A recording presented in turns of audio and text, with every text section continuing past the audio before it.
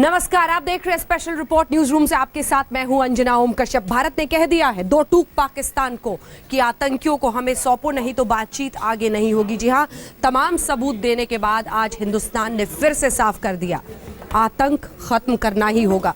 नाम दे दिए गए हैं मौलाना मसूद अजहर, अशफाक अहमद, अब्दुल शकूर और कासिम जान। सौंपो इन आतंकियों को, फिर होगी बात।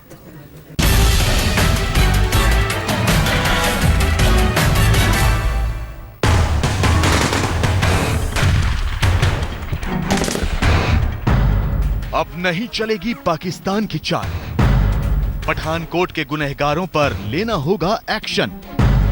पाकिस्तान को भारत का अल्टीमेटम, पहले एक्शन लो फिर होगी बातचीत।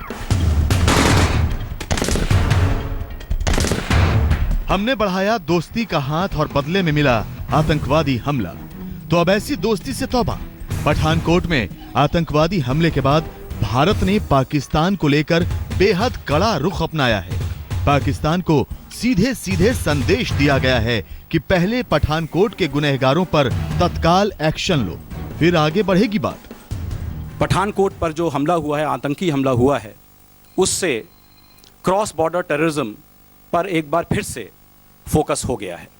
इसलिए इस समय हम यही कहेंगे कि अब पहल पाकिस्तान को करनी है। पाकिस्तान को हमने एक्शनेबल इंटेलिजेंस प्रदान कर दी है इस आतंकी हमले के बारे में, और अब हमें देखना है कि पाकिस्तान उस एक्शनेबल इंटेलिजेंस के ऊपर क्या निर्णय लेता है। पठानकोट पर आतंकी हमला ऐसे वक्त हुआ जब दोनों देश दोस्ती के लिए कदम बढ़ा चुके थे। दोनों देशों के एनएसए की बैठक हो चुकी थी। प्रधानमंत्री नरेंद्र मोदी पाकिस्तान के प्रधानमंत्री नवाज शरीफ को जन्मदिन की बधाई देने खुद लाहौर पहुंचे थे। 15 जनवरी को दोनों देशों के बीच विदेश सचिव स्तर की वार्ता होनी है, लेकिन भारत ने बातचीत से पहले पठानकोट के पापियों पर कार्रवाई की शर्त रख दी है। 15 तारीख को, अभी आप हम लोग 7 तारीख में हैं, 15 तारीख अभी 8 दिन दूर है। हम देखते हैं कि अभी आज से और तब के बीच में क्या होता है। आप भी देखिएगा क्या होता है। सबसे बड़ा सवाल अब यह है कि भारत और पाकिस्तान की दोस्ती की गाड़ी आगे बढ़ेगी या फिर 15 जनवरी को विदेश सचिव स्तर की बातचीत ही खटाई में पड़ जाएगी। भारत ने बातचीत के लिए एक लकीर खींच दी है। जवाब पाकिस्तान को देना है। दोस्ती करनी है तो पहले भारत के दुश्मनों को सबक सिखाओ। भारत ने पाकिस्तान को सीधे सीधे बता दिया है कि बहुत हो चुका आतंक का घिनौना खेल, अब बात बर्दाश्त से बाहर हो रही है। हमने पाकिस्तान की तरफ भी मित्रता का हाथ बढ़ाया था, लेकिन इसका यह मतलब नहीं है कि हम क्रॉस बॉर्डर टेररिस्ट अटैक को बर्दाश्त करने के लिए तैयार हैं। 2 दिन पहले पठानकोट पर हमले को लेकर पाकिस्तान के प्रधानमंत्री नवाज शरीफ ने भारत के प्रधानमंत्री नरेंद्र मोदी को फोन किया था। मोदी ने भी शरीफ से साफ साफ कह दिया था कि हमले के सारे सबूत पाकिस्तान को सौंप दिए गए हैं, उस पर तत्काल और प्रभावी एक्शन होना चाहिए। उन्होंने जो प्रधानमंत्रियों की जो बातचीत हुई थी वो केवल पठानकोट पे जो आतंकी हमला हुआ है उसके संदर्भ में बातचीत हुई थी। अब तार किसके कहाँ जुड़े हैं ये तो इन्वेस्टिगेशंस के ही पता लगेगा। जहाँ तक हमारा मानना है, हम किसी भी तरह के क्रॉस बॉर्डर टेररिस्ट अटैक को नहीं झेलने को तैयार हैं। पठानकोट पर आतंकवादी हमले में आतंकवादियों के पास से मिले सारे सबूत चीख चीख कर कह रहे हैं कि इस हमले के असली गुनहगार पाकिस्तान में बैठे थे। पाकिस्तान में ही आतंकवादियों की ट्रेनिंग हुई थी। भारत ने सारे सबूत पाकिस्तान को सौंप रखे हैं। गेंद पाकिस्तान के पाले में है। सवाल यह है कि पाकिस्तान आतंक के सौदागरों पर कार्रवाई करेगा या हमेशा की तरह बेशर्मी दिखाएगा। रीमा पाराशर के साथ आज तक ब्यूरो। पठानकोट हमले में प्रधानमंत्री मोदी के सख्त तेवर के बाद पाकिस्तान के तेवर जरा ढीले पड़ गए हैं। जी हां, हलचल तेज हो गई है और आज खुद प्रधानमंत्री नवाज शरीफ ने उच्च स्तरीय बैठक बुलाई है।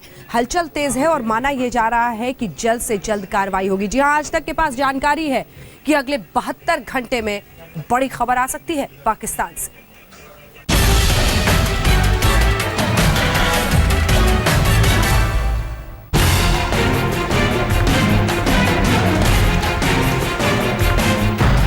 क्या भारत के अल्टीमेटम का होगा असर? क्या मौलाना अजहर मसूद की होगी गिरफ्तारी?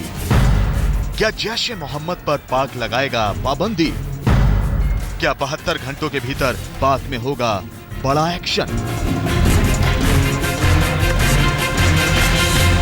ये सवाल यूं ही नहीं उठ रहे। पठानकोट पर आतंकी हमले के बाद भारत के कड़े तेवर के आगे पाकिस्तान के माथे पर पसीना आ रहा है। पाकिस्तान को भारत की तरफ से अल्टीमेटम मिल चुका है। आज तक को ऐसी जानकारी मिली है कि भारत ने पठानकोट आतंकी हमले को लेकर जो सबूत पाकिस्तान को दिए हैं, उन पर 72 घंटों के भीतर पाकिस्तान बड़ा एक्शन लेने जा रहा है। हमारी संवाददाता अंजना ओम कश्यप के साथ बातचीत में पाकिस्तान के वरिष्ठ पत्रकार हामिद मीर ने भी इस बात की तस्दीक की।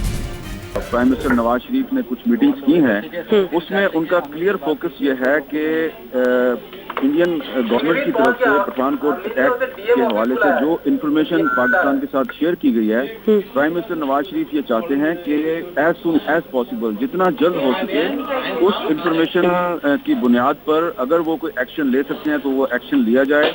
और उन्होंने जितने भी उनके जो सबॉर्डिनेट्स हैं और जो कंसर्न एजेंसीज हैं, उनको क्लियरली कहा है कि अगर ये इन्फॉर्मेशन दुरुस्त है तो आपको हर कीमत पर ये जो भी लोग हैं जिन्होंने ये काम किया है उनके खिलाफ एक्शन लेना है। और अगर ये मास्टरमाइंड पाकिस्तान में है तो उसको किसी सूरत में बर्दाश्त नहीं किया जाएगा, क्योंकि ये जो हमला हुआ है पठानकोट में, ये सिर्फ एक इंडियन एयरबेस पर हमला नहीं हुआ, बल्कि ये इंडिया पाकिस्तान दोनों के दरमियान जो पीस प्रोसेस हुआ था, ये उस पर हमला है। और मैं ये समझता हूँ कि ये पाकिस्तान पर हमला है, इसलिए आपको एक्शन लेना पड़ेगा। और मेरा ख्याल है कि अगले 72 घंटे बहुत अहम हैं, और अगर ये जो इंफॉर्मेशन प्रोवाइड की है इंडिया की तरफ से पाकिस्तान के साथ, अगर ये इंफॉर्मेशन दुरुस्त निकली तो इस पे जो एक्शन है वो अगले 72 घंटे में आपको नजर आ जाएगा। पाकिस्तान आतंकवादियों की सैरगाह बन चुका है। सेना और उसकी खुफिया एजेंसी ISI आतंकियों के हौसले बढ़ा रही है। भारत के दुश्मन हाफिज सईद, जकीउर रहमान लखवी और मौलाना अजहर मसूद खुलेआम घूम रहे हैं। लेकिन अब बदले हालात में पाकिस्तान सरकार आतंकवाद के मुद्दे पर भारत के साथ खड़ी नजर आ रही है। आज तक के साथ पाकिस्तान के वरिष्ठ पत्रकार हामिद मीर के इस खुलासे की गूंज विदेश मंत्रालय की प्रेस कॉन्फ्रेंस में भी सुनाई दी। अभी हामिद मीर का शायद फोन हो चला है, मैं आपसे जानना चाहता हूँ आपकी प्रतिक्रिया। नहीं, देखिए, मुझे तो ऐसी कोई जानकारी अभी नहीं मिली है, लेकिन अगर ये ऐसा हो रहा है तो बहुत अच्छा हो रहा है। इसके मतलब है कि पाकिस्तान जो उन्होंने जो कहा है कि वो करेंगे वो कर रहे हैं। लेकिन जब तक मेरे पास ऑफिशियली, मैं हामिद मीर के बयान के ऊपर तो नहीं जाऊंगा, जब मेरे पास ऑफिशियली इसकी आएगी तब मैं अपनी प्रतिक्रिया दूंगा। अब तक देश पर हुए तमाम आतंकी हमलों के सबूत पाकिस्तान को सौंपे जा चुके हैं, जिन पर कार्रवाई से पाकिस्तान मुकर गया। लेकिन पठानकोट का आतंकी हमला पाकिस्तान के लिए गले की हड्डी बन चुका है। अभी बयान आए हैं, देखिए एक्शन कब होता है। अंजना ओम कश्यप के साथ आज तक ब्यूरो। जांच कर रही है, NIA भी कर रही है, पंजाब पुलिस भी कर रही है, BSF ने भी अलग से जांच बिठा दी है। लेकिन इस जानकारी जो आ रही है इस जांच के जरिए, वो जरा परेशान करने वाली है, क्योंकि इस तरह की जानकारी आ रही है कि देश के अंदर से भी कुछ लोगों ने साथ दिया, तभी आतंकी इस तरह का हमला कर पाए हैं। कौन है पठानकोट हमले के विभीषण, देखिए।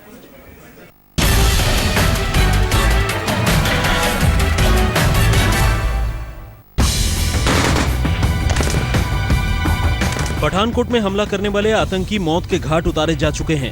उनका पोस्टमार्टम हो चुका है।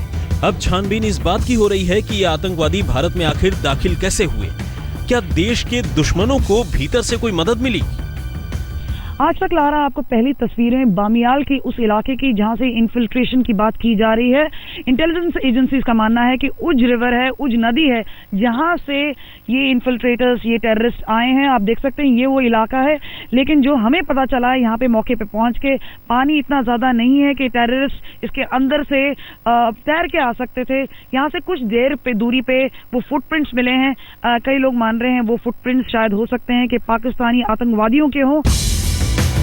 बुधवार को NIA ने गुरदासपुर के SP और उनके दोस्त राजेश वर्मा को मजार पर ले जाकर पूछताछ की थी। गुरुवार को NIA की टीम ने एक बार फिर से SP सलविंदर के कुक मदन गोपाल से सदर थाने में पूछताछ की।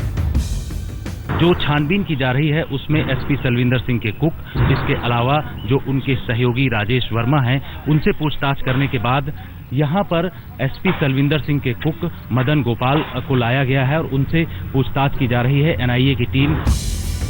पंजाब पुलिस और NIA की टीम एयरबेस पर आतंकी हमले की पूरी कड़ी को जोड़ने की कोशिश कर रही है। साझी टीम ने एयरफोर्स स्टेशन के बाउंड्री और उसके पास नाले के बगल में मौजूद बस्ती के लोगों की गिनती की, उनसे पूछताछ की। एजेंसी को शक है कि किसी स्थानीय ने ही आतंकियों को राह दिखाई है।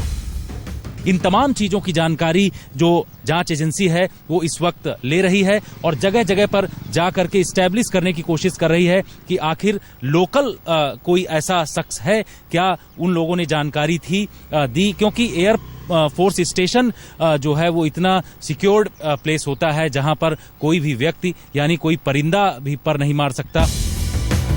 एनआईए ने हेलीकॉप्टर के जरिए पूरे इलाके की जांच की। एनआईए की जांच जैसे जैसे आगे बढ़ रही है, रहस्य की परतें खुलती जा रही हैं। इस बात की जांच हो रही है कि आतंकवादियों को इधर से मदद हुई या नहीं।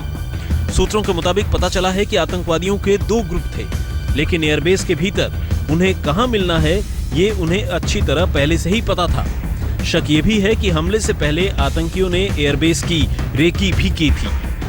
कमलजीत संधू के साथ जितेंद्र बहादुर सिंह, पठानकोट, आज तक।